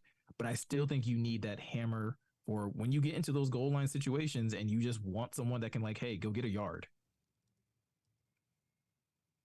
I get it. Is that Bijan? Shout out at JPoop. I mean, Bijan can get you a yard from anywhere, basically. I'm sorry. There's a couple, people that would laugh on that one. No, but seriously though, I'm gonna ask a question, Eric. Who is your top? Your top grit guy, the most grit of the entire draft. Who is the Dan Campbell, Brad Holt? Who is the guy in this draft? I know I saw your list and you broke it down, which I appreciate. But who's the guy? And this is Witherspoon. This is a fun question. You do? Yeah. You think it's Witherspoon? I do. Yeah, we're back to Spoon. That's what makes him. Yeah, I think Spoon is that guy. Like I said, I love Cam Jones. I think Cam Jones has a ton of that. But I think Witherspoon is the grit. I think the mentality, the work ethic, everything, the leadership. I think all those intangibles make him that guy. Like, I don't think there's a more perfect fit in this draft class than Dan Campbell and Witherspoon. Do you think Witherspoon makes it to 18? No. What's the latest he goes? What do you think? 10? 10? 10 to probably Philly. Yeah, I think you'd have to trade up with Chicago to try and get ahead of Philly. So basically, it's Witherspoon or Bijan at 10? If you're trading up from 18 or trading back from 6, is that correct? Yes. That's what the people want to know. I'm the people want to know. It's interesting. Like, the rumor today was that the Lions are interested in trading out of 18, right? And they're making phone calls. But to be honest, I'm sure they're making phone calls about trading up too. Sure, and it just happens that trading back. We talked about this last week. I'm like, how do we trade up to like 10, and then how do we trade up into the end of the first? But that's me being crazy. Last week I was getting very aggressive. Here's the thing: if Brad Holmes is aggressive, so let's paint a scenario where he sees a blue chip player sliding. Okay. Like, let's say Witherspoon slides, okay? Because you've got Anderson, Carter, you got Wilson, you've got Gonzalez, jumps up in there, and now Devin starts to slide, and you've taken whoever you picked at 6. Could he trade up from 18? Well, whatever. I mean, if he's there. Hold on, Meko. Right? What'd you say? Wait, Meko, what'd you say? Said CJ Stroud. I said CJ Stroud. Well, he might be there. I mean, okay. Yeah, we'll see. I don't know. Okay, but what the quarterback stuff is getting crazy. It is getting weird, but it is misinformation week. So, yeah. But I could absolutely see a scenario in which Holmes says, I see this blue chip guy sliding, and I'm going to go up and get him. Yeah. And my evidence that he would do that is he literally did that last year. Right. He did for JMO. Like a year ago. He just and did he went from 32 to 12. If he's going to go from 32 to 12, he's not going to have any issue going from 18 to 10. So, right? This is what I was kind of getting at is like, he's a guy that's chomping at the bit so bad to make this team good. Like, he just he leans on the side of being aggressive, which I like. Yeah, me too. And so that's why I keep kind of bringing this up. Is my gut is like, I feel like if he's going to go anywhere, he'll take calls to go back. But I think he wants to make a move, like Dan Campbell, right? That's why they get along. Is they're like, let's go get him, right? Let's go do it. Let's go. Let's make it happen, right? And so I think so. That's why I'm curious about your opinion. If they were to.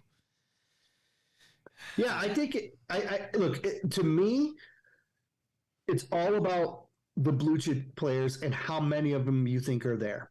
Okay. If you're going to trade back from six, which we don't have their list, right? We don't have their right. But which, we can sure, guess. we can right? guess. Like, so like if they're going to trade back, I don't think they're going to want to trade out of that blue chip range. And if they do trade out of that blue chip range, they're going to want big capital in return, like for next year's first round pick, right? Yeah. Like if you're telling me that I'm going to trade out past 10 or 11, yeah, I'm talking, I want first rounders next year to trade past back, because when you're in a spot to take a blue chip player, you absolutely take that blue chip player. And when you have a chance to maybe get a second one and you think you can pull it off and you have the capital, well, then go get that second one. Because really the first round is all about those blue chip guys.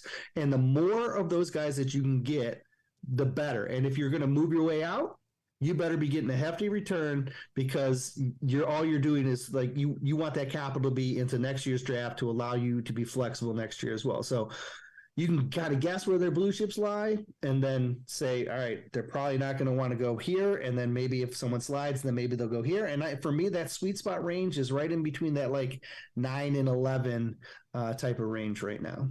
That's my guess. Love it. You want to talk about I was gonna say, can we get back to my Louisville guys? Sorry, Meko. Sorry. I knew I won't forget you. All right, so Yaya. Yaya he's very under the radar right now. I think Brugler has him as like a day 2 guy. Everyone else has him as a day 3. 6'3" and change, 265 or whatever. He would be like an open end in the Lions scheme. So this would be we need to have someone that's going to rotate with Hutch when Charles Harris isn't there anymore. Because that's kind of an underrated need right now. Because when you're looking long-term at the edge, you might not bring back Romeo, might not bring back Charles Harris, and then you're going to but you will have 2 closed ends. You should be able to retain James Houston, no problem. But you lack those like pure dynamic pass rush guys. And so I could see them trying to invest in one of these dynamic pass rush guys from a depth perspective, right? Yeah. If you're trying to get a starter, you know what I mean? And you don't get like a Will Anderson, maybe like a Miles Murphy at 18 if he slides or something like that, because he's more of a dynamic pass rusher, right? But another guy that I like. Yeah. Right. And he's been sliding, look, when you're injured, you slide. That's just tends to be what happens, right? But Yaya can give you that. Now, opposite of Yaya is Yasir Abdullah. And Yasir is the pass rushing outside linebacker who is basically the exact same size as James Houston.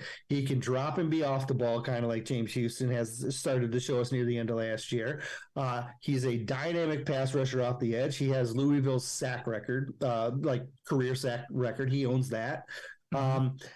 The only thing that's different between him and James Houston really is James has got a little bit longer arms. I think James's are like 34, and Yaya's are only like usually long arms. Yeah, Yaya's are like 32 and a half, which is like standard for like a 6'2" guy or 6'1" guy.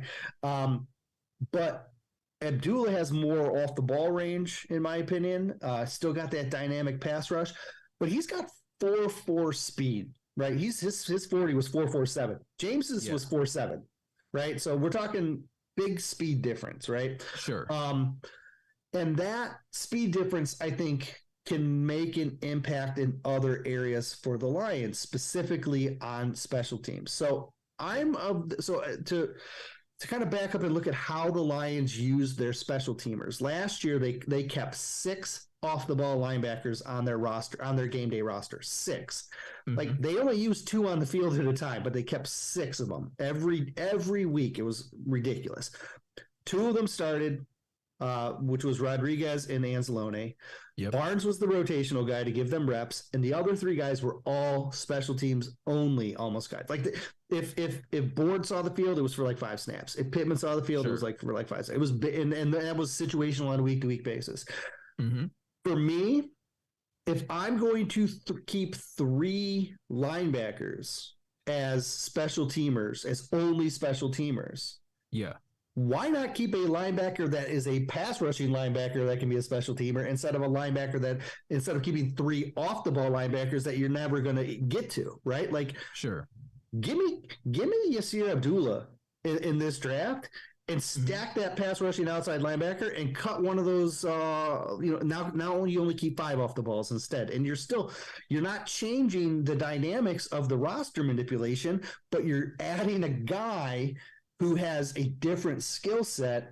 And I would rather have the pass rusher than the guy than the off the ball guy myself. So give me more of these guys. And honestly, if you look at how the Lions are having guys visit, they're having a lot of those off the ball guys on day 3, like pass rushing linebackers. They're having a lot of those guys day 3 pass rushing linebackers visit. So I think they're going to end up going that route. I think one of those day 3 picks is going to be a guy like Yasir Abdullah. I love it. I don't know. Your answers maybe end up being the same for this question. They may be players that you already mentioned, but this will be the last question, and we'll kind of let you get out of here. But last year we saw the Lions, and Brad Holmes has been doing this the last 2 drafts. So I don't want to just say last year, but last year specifically, he kind of struck gold with some of his late round picks when looking at Malcolm Rodriguez, looking at James Houston. Yeah, that was crazy. Is there a couple guys that you could probably just throw out there that like, hey, these types of guys could have a similar type of impact if the Lions decide to go get them, late 6th round type of guys? Yeah, I think we have talked about, like, if you want a Malcolm Rodriguez, get Cam Jones. If you want a James Houston, go get Yasir Abdullah. Like, and there's other guys that I think can kind of fit into that path, like Jose Ramirez out of Eastern. He can be that off the ball. He can be that pass rusher edge guy that can also be a special teams dynamo.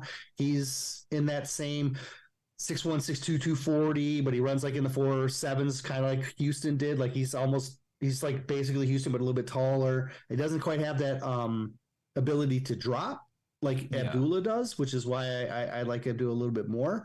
But there's a couple of these guys. There's Rashee Rice. Chase Brown. You're talking about the offensive guys, right? I was still looking linebackers. No, I'm just I'm playing around. No, but these, if you're asking me, like, are there other like late round? Yes, just those 2 positions. Yes, not that. Yeah. I brought up Daniel Scott earlier. I think he's a guy. Love him. I'm in on him earlier. I'm in on Daniel Scott. He's my main man. I don't know if you're familiar with Ja'Cory and Bennett, the other Maryland corner. The other Maryland corner. Yes. He's a guy who I think is probably lower than people think. He's a guy you could get on day 3, and all of a sudden you're like, holy cow. If they pass on a tight end, a guy like Davis Allen, you could get on day 3, good run blocker, good red zone option.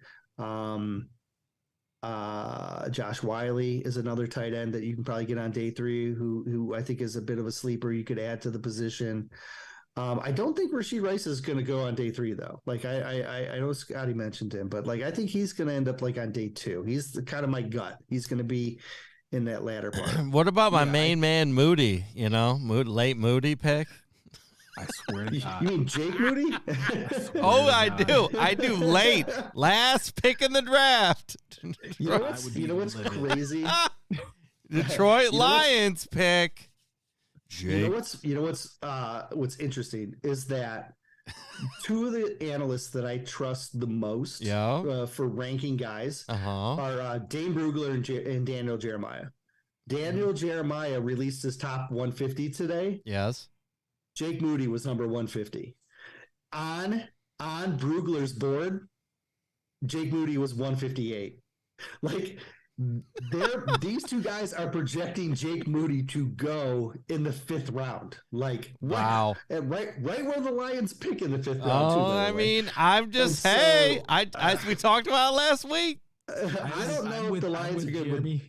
I'm with Jeremy 100% on this, where he said, what exactly does Jake Moody give you that Michael Badgley doesn't right now? Right. The ability to hit from 60. Youth. That's what he's got. Youth. I was gonna say, has he only done it like once? Youth. He's he's 50 from 50. He is like 4 of 10 or something like that. Like it's not even a great average. Like I think Ryland, the other kicker, is like 7 of like 13 or something like that. So it's just I mean it's Michigan love. It's Michigan love, Moody, like we talked about, right? For something like I think the thing with Moody is that Moody hit from 58 in the college playoff. And then he also hit clutch kicks like against Illinois, and he hit one against Ohio State. And so Moody has a history of hitting clutch kicks, and he can hit from 58. He's just not as consistent as everyone wants him to be. But that's not uncommon with college. But yeah, I mean, look, what can he give you more than what you have? Well, he's got a bigger leg. He's got a much bigger leg than Badgley. I don't think Badgley can hit from 58. But no, I don't think he can either. I'm trying to think if he did in camp once, but anyway.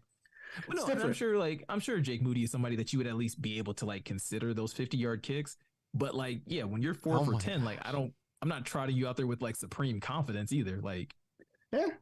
I mean, look, I don't think I am not of the mindset that you take a kicker in the 5th round either, because when you look back historically, like the odds are very much against you that those kickers last. But what about long snappers? How do you feel about I think it's even further down. Double hit. I got so excited. Alex Ward I think is probably your best one, but I don't think he's draftable. I don't think you need to draft a kicker when you have a kicker that is suitable. Yeah. But man, I mean, it'd be fun to have a kicker with some pop in his leg. Chad Ryland is my number 2. I think he's borderline draftable. If he's not, kid played at Eastern for 4 years, then transferred to Maryland as a 5th-year senior. And like I said, he has a more consistent from 50 on his resume, but and he's got a big leg too. If he is not drafted, I'd be offering him a bunch. Yeah, I'd be offering him a bunch of signing bonus to stay in Michigan. And I'm perfectly fine with that. Listen, if the Lions want to throw big money at a UDFA kicker, do it. I'm all for that. Don't you dare draft one. I mean, we'll see. We'll see what happens. Meko, I asked a couple of the Twitch crew questions for Erik. Is that okay? Nothing crazy. I mean, yeah. I mean, if Erik has the time, I don't want to. Yeah, everyone's in bed. I'm fine. All right. Look, this time of year, I'm up till midnight or 1 writing. I need to double check and see if how Ryan did. Ryan and I are writing a joint article for tomorrow, so I may have a little bit more writing to do, but I got time. All right. Well, speaking of that, at Pride of Detroit is asking, would you rather draft a long snapper or Stetson Bennett? Long snapper. I don't like Stetson. I don't look. Stetson Bennett is older than Malik Hooker. I think that was a trigger. I had to give Jeremy his shine. Hendon Hooker. I don't know why I said Malik Hooker. I got Malik on my mind from last year. Hendon Hooker. He's older. Stetson is 25, over 25 and a half years old, I think. And he's, look. The response from Jeremy was LOL. It is a trigger. He knows it. He goes LMAO. No hesitation. No, that's that. I'm not he knew what he was doing. Yeah.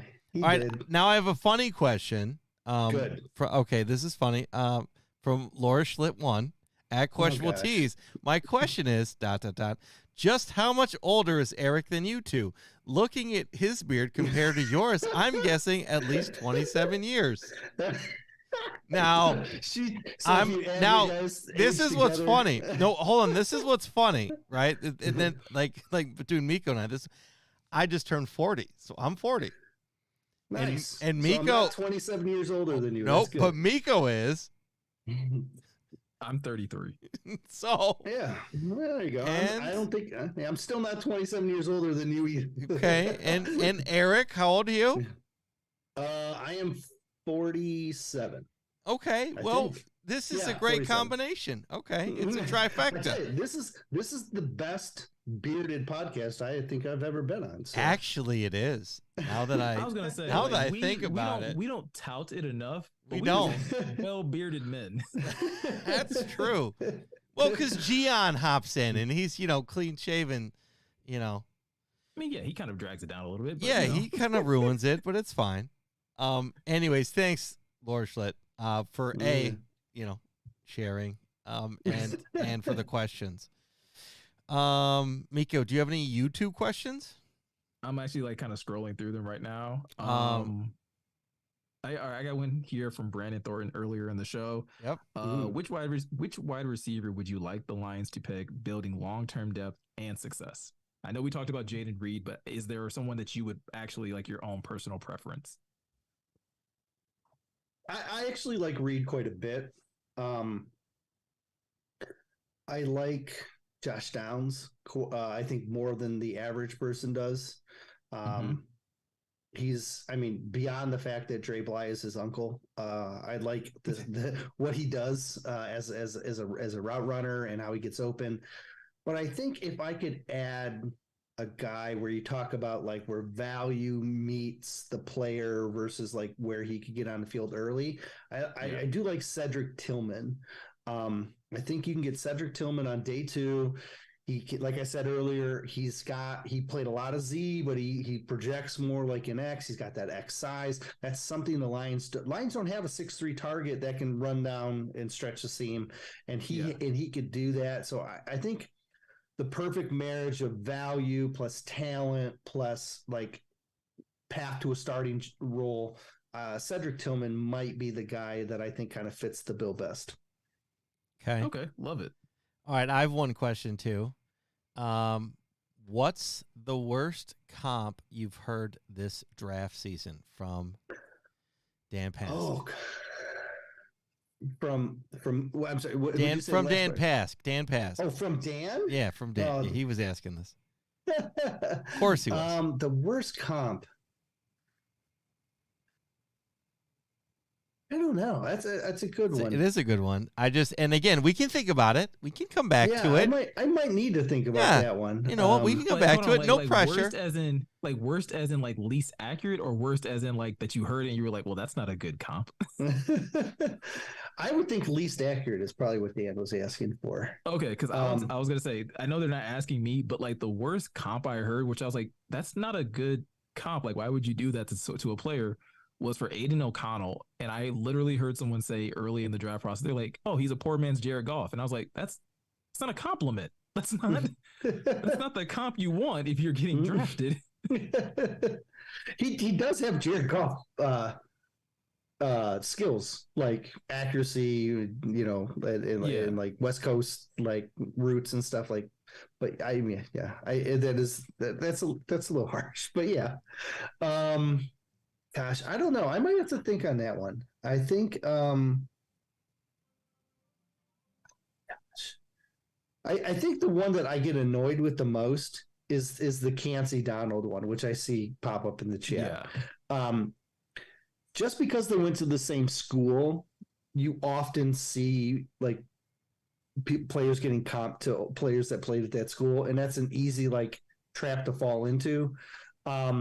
And it's easy, like, because, like, if that coach is the same coach, like, for both those players, like, you may say, okay, that coach likes the same style of player, and then that makes sense. But, like, thinking that Cansey's going to be Aaron Donald is, I think, misguided. And everyone has to bring it up to the point that it's gotten annoying. He's closer to Ed Oliver or, like, John Randall style than he is Aaron Donald, in my opinion. But yeah, my goodness, that's also what I've said about Kalijah. And I like Kalijah Cansey. I think he can probably get the most out of more out of his talent than Ed Oliver has to this point. Just looking at like how dynamic he is up front and in the middle. I have another question here from Tactical Puma 58 on YouTube where he says, if the Lions were to draft a tight end, what round do you think they do that in? I think they could do it in any round with this class. Like I could see it at all levels because I could see I see blocking, I see tight ends that are balanced with blocking skills basically at each level. So right. I think there's a lot. Okay. I think they're open to take it. But whenever. having said that, what's the grittiest one in your list, right? You have your list. You did your list, so that's why I keep asking. The grittiest one, was that the Notre Dame one you picked? Oh, Mayer. Yeah, Mayer's probably the most balanced. Like when it comes to like grit and like he can do everything and he has that mentality. Bursting with grit. Mayer's my tight end one. Like he's I think he fits exactly what they want. Darnell Washington's my tight end too. Now he's not going to be the second tight end drafted, but he's tight end 2 for the Lions for me. Like because like I said, when I build my board, I build it for the Lions, and so I think Laporta is underrated. They met with him at the combine. Could be a sneaky guy. Laporta on day 2 was something that I thought was a very real possibility. After the combine, when we left the combine, I was thinking, man, Laporta makes a ton of sense. So real quick too, Jeremy had to get this one in. He's pressing. Oh, no. If Stetson Bennett gets drafted in the 6th round, he's the new Tom Brady. And go, there's the worst one for you. I just made it. What? Because I think he will be the next Tom Brady because he'll be retired by the end of the season. And then Laura says, Jeremy, Eric will throat punch you. Yeah, no, Jeremy's absolutely right. He'll be retired before the season starts. He's right. Tom Brady. Sorry, this is amazing. We appreciate everybody in the chat. I'm sorry, I get so distracted. I love it. Meko's trying to keep us on track, and I love that too. No, like at this point in time, like I said, Eric, again, I appreciate you coming by. I appreciate, of course, you for giving us so much of your time and to be able to go through this. Again, you always provide such great information and kind of teach us something new every year. The last 2 years that we've had you, whether it's about the draft, this year, last year was free agency. So hopefully we can continue to, bring you in every so often just to kind of like, again, bring a great amount of information to us and our audience. We really do appreciate it. Of course, man. So it's always fun when you can talk to people who are intelligent about their football. Right?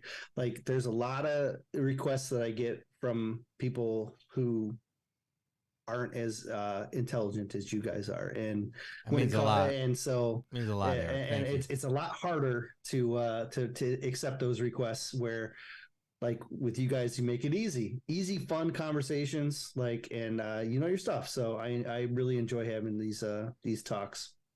Well, we really do. We appreciate that's again. I tell Jeremy this whenever he kind of gives us similar compliments. It's the greatest compliment we can receive. Again, that we know our stuff, that we ask good questions, because again, as a podcast, as 2 guys who just started this a couple of years ago, 3 guys with John not being here, but like that's all we hope to do is provide great questions, great content, and to be a part of this amazing Lions community. So we appreciate it so much. Yeah, Eric, thank you. That does mean a lot. Meko and I, we worked hard for the past 3 years trying to build this, and Gian coming on board, and again, all the support from you and Jeremy and Chris and Ryan. Like, we really appreciate you guys. Like, I don't think you guys get enough shine. I mean, we go to you guys for our content, right? So I do want to make sure that we give you guys credit. Like wherever we go and where we base our day off of in regards to Lions is Pride of Detroit, and you guys built that, right? So we cannot thank you enough for all of the Lions community, for everything you're doing for us, for the team, for the city. As the team continues to grow, I think this is a very amazing time to be a Lions fan, and an amazing time to be, in this community. So again, Eric, thank you so much. Jeremy, Chris, Ryan, you guys, everybody at Pride Detroit, those that I'm not naming, apologies, but everybody writing articles and everybody over there, we appreciate you very much. Yeah. That's in our hearts. Yeah. Appreciate that. I will say thank you on behalf of the Pride of Detroit staff, because I know that they appreciate that for real. Yeah. And as the managing editor, you have that authority to be able to. But no, let's go ahead and let everybody get out of here before my wife comes in here and throat punches me. No. Can you just record it if it does? I just want to see it. Absolutely not. No, I'm kidding. No, but anyway, but everybody on Twitch, what a great Twitch crew today. Pride Detroit, thank you for the raid. We had a great crew today. The chat was off the chain today. So appreciate you guys there. YouTube, Gian, Easy. Meko, who else showed up on the YouTube? That was the YouTube looked good too. Puma, Super Saiyan Lion. Again, Captain James Kirk. I mean, the list goes on and on. Brandon Thornton for your amazing question. So yeah, we appreciate you guys for Dan Pass, Jay Pook, Pride of Detroit, all you guys. Thank you so much. But anyways, please, again, if you're here. Again, subscribe, please. Like, follow, subscribe. We appreciate you. You guys are why we do this. So this was fun. I want to thank the crew. I want to thank Erik for being here today. Meko, I want to thank you for getting all this organized. Gian, I want to thank you for your all caps question. Appreciate that. I want to thank the fam and all the friends. And cheers to a good Lions draft week. Meko? Oh, we forgot to announce. We will be doing a stream on draft night. So we'll be here reacting to the draft as it happens live. So feel free to hang out if you don't have any plans. Yep. Feel free to tune in. We'll be on Twitch and YouTube. Bring your questions. Bring your reactions. And there might be a promo code for some new things, or maybe like a tease. You never know. You never know. You guys got to hang out. Maybe you'll find out. Erik, anything that you have coming up that you would want the people to know? Any shout outs that you would like to give before we get out of here? I think you guys have sold us pretty well, right? Now we are ramping up the coverage right now. We have a lot of stuff that went out today. We got mock drafts, we got player profiles, we have all kinds of cool stuff coming down. Jeremy and I are going to do like an AMA, like a Reddit, like AMA type of thing coming up this week. And that should be interesting. And then when we get to the draft, it's just going to we have a game plan. We have it laid out in an Excel sheet of what we want to cover. And last year we wrote, I think it was 110 articles in the 7 days in the draft, during the 4 days of the draft, plus the 7 days after. And, we'll collect them and make sure they're available for people. And we got a nice plan. We got a good plan, and we're gonna just overload people with information as these picks come in, because it's gonna be a lot of fun. Well, again, I mean, I guess this is common sense. If you're not following Pride of Detroit, if you're not subscribed to their YouTube channel or their Twitch channel, please go and do that. They, like Scotty said, they provide such amazing content. That is both insightful, that is objective. They don't allow their fandom to overwhelm their viewpoints or their information. So please go by and support them. Also, people love the hoodie. I'm a Real Journalism is still available over on Questionable Tees. You can get it as a t-shirt, you can get it as a hoodie. And Erik, like we kind of mentioned earlier, we do have some new stuff that will be dropping later this football season. So we will make sure that you guys, that you and everyone else at Pride of Detroit gets their special care package. Because again, you guys do such an amazing job supporting us. We would love nothing more than to do the same for you guys. Yep. Appreciate it. You guys are great. Not as great as that hoodie you're wearing. It's comfy. I wear it. Look, now Meko's tuned into our POD shows, and I'm wearing it during those shows you and too. Jeremy, I'm tuned in too. Come on, I mean, it's all good. We're all there. I hear Meko. He asks a lot of questions. He does. So. He's got great questions. I'm a listener. I like to listen, and I do other things. So I got you guys like living with in the background. Mara's like, why is your AirPod in? I go, I'm listening to Pride of Detroit. They're on again? I'm like, yes, they're on again. What are you talking about? They're always on. They're on all the time. I love Feels it. like it. Feels like Love it. So, All right, man. All right. Get out of here. I think Thanks, that's it. Yeah. Again, Eric, thank you for having the time for us today. Meko, thanks for hanging out. Again, Thursday, we don't even know what time we're going live yet, Meko. Whenever the draft starts, I think it's like 7. So like 7-ish. yeah. Yeah, we're just loaming on the totem pole. If you guys want to come slum it with us a little bit, maybe there's a promo code, maybe there's some apparel, you know. But that's it. So, code for it, we have no lives. Yep. That's it. That's Jeremy. Code for we have no lives. That's it. You win. All right. Thank you guys so much. We appreciate you. Appreciate all the support. Thanks, Eric. This is the Questionable Podcast. Out.